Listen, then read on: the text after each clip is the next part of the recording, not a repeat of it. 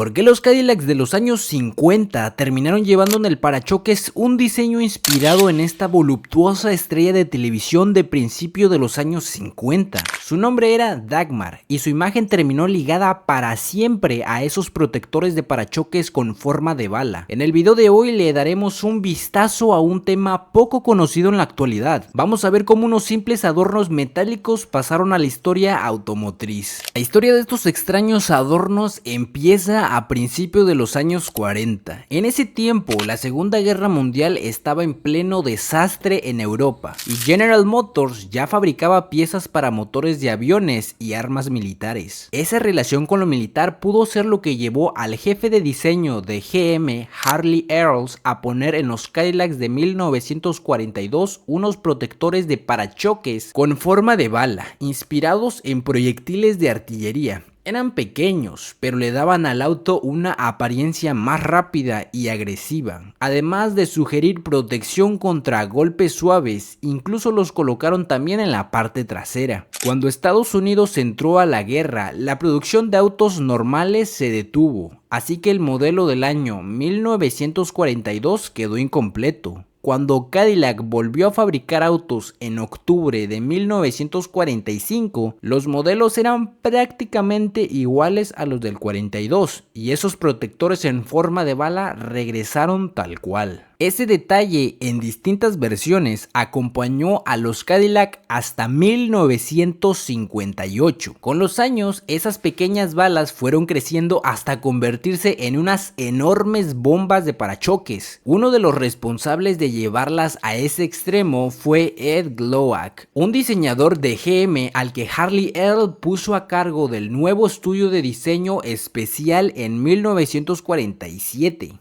Su propuesta para el Cadillac de 1948 lo dejó claro. Convirtió esas balas en piezas gigantes, les añadió pequeñas aletas arriba y abajo y las movió hacia los lados del parachoque. A Earl le encantaron sus ideas, tanto que Glowacz terminó dirigiendo el diseño del famoso auto conceptual LeSabre de 1951. Ese coche tenía dos enormes bombas de parachoques justo al frente. Y no por casualidad, ese mismo año las versiones de producción de Cadillac también aumentaron el tamaño de esos adornos. Los parachoques con esas bombas no solo estuvieron en LeSabre, también aparecieron en varios autos de exhibición de GM durante los años 50, como el Cadillac Le Mans de 1953. Mientras todo eso pasaba en la industria automotriz, una joven llamada Virginia Roth Egnor dejó su vida en West Virginia y se mudó a Nueva York. Su figura llamaba la atención a donde fuera y eso la llevó a trabajar como modelo pin-up. Ese trabajo luego le consiguió pequeños papeles en dos musicales de Broadway. En 1950 le llegó su primera oportunidad grande en televisión. Se unió al programa nocturno Broadway Open House, un show de variedades muy populares en ese momento. Ahí el presentador decidió cambiarle el nombre y bautizarla como Dagmar, y conservaría ese nombre artístico por el resto de su carrera en el mundo del espectáculo. Aunque hoy casi nadie la recuerda, Dagmar fue una de las mujeres más famosas de los inicios de la televisión. Llegó a aparecer en la portada de la revista Life, tuvo su propio programa nocturno llamado Dagmar's Canteen y fue invitada en un montón de shows importantes, donde hacía comedia con figuras como Eddie Canton, Milton Berle, Bob Hope y Frank Sinatra. Incluso llegó a grabar con Sinatra un dueto cómico llamado Mama Will Bark, que llegó al número 21 en las listas de Billboard. Pero bueno, ¿qué tiene que ver esta estrella televisiva de los años 50 con las bombas cromadas de los parachoques? Si todavía no te queda claro, una sola foto basta para entenderlo. Dagmar era famosa por su figura voluptuosa y por ese estilo de rubia ingenua. Usaba vestidos con escote marcado y suéteres ajustados encima de los populares sujetadores tipo bala de la época. Hasta ganó el título de Miss Welder en 1951. Era cuestión de tiempo para que alguien viera la conexión entre esto,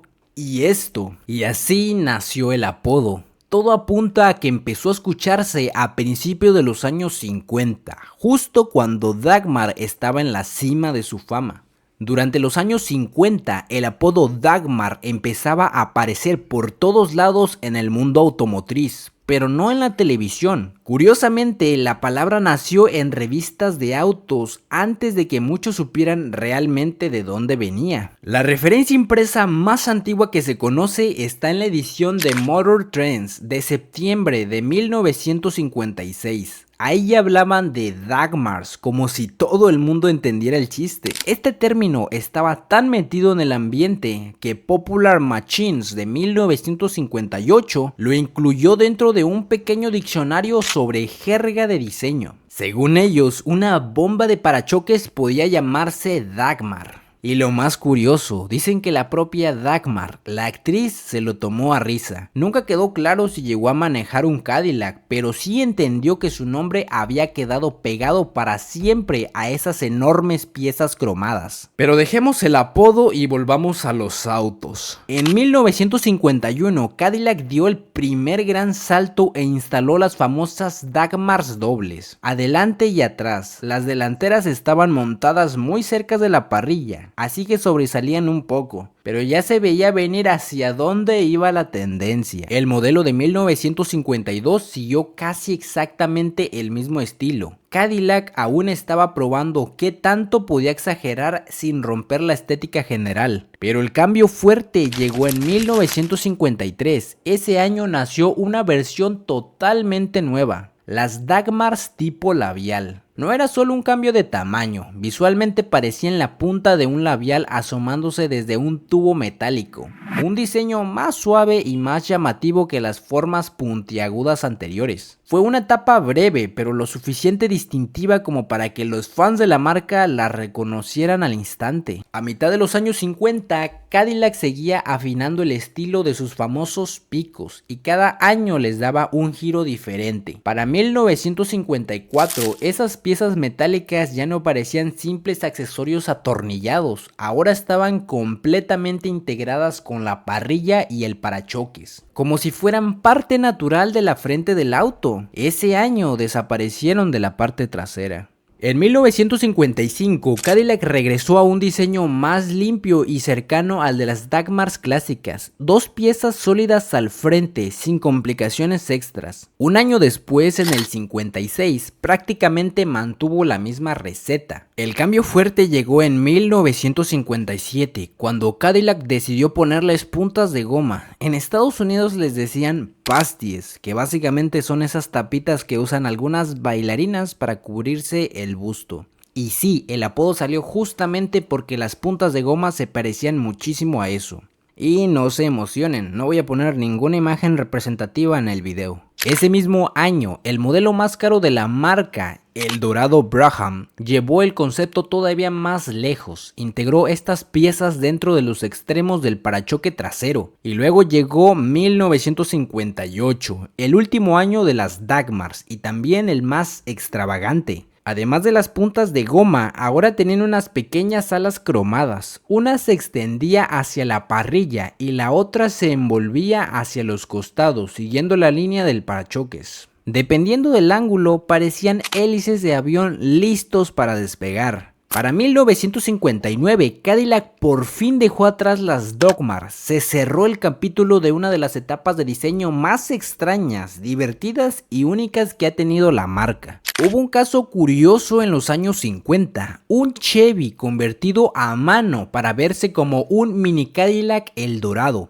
Ese auto se llamó el Morroco, una idea del empresario canadiense Ruben Allender, un fan obsesionado de Cadillac. Solo se hicieron unas cuantas unidades entre 1956 y 1957. Y bueno, ¿y por qué lo estoy mencionando? Porque en el artículo de Motor Trends de 1956, donde hablaban de El Morroco, apareció una de las primeras menciones impresas del apodo Dagmar. En pocas palabras, el texto explicaba cómo Allender tomó un Chevy, le puso aletas, le agregó Dagmars adelante y atrás, movió los adornos laterales y básicamente armó su propio Cadillac a la medida. En 1956, el Morroco llevaba unos Dagmars enormes al frente. Se dice que eran carcasas de faros de un Dodge de 1937 montadas al revés. La verdad es que suena bastante creíble. De seguro te estarás preguntando, ¿y qué pasaba si yo tenía un coche que no traía Dagmars de fábrica? No te preocupes, mi buen amigo, podrías recurrir a comprarlos en el catálogo por correo JC Whitney. Ahí vendían unas enormes Bumparet Bullets para Chevy, Ford,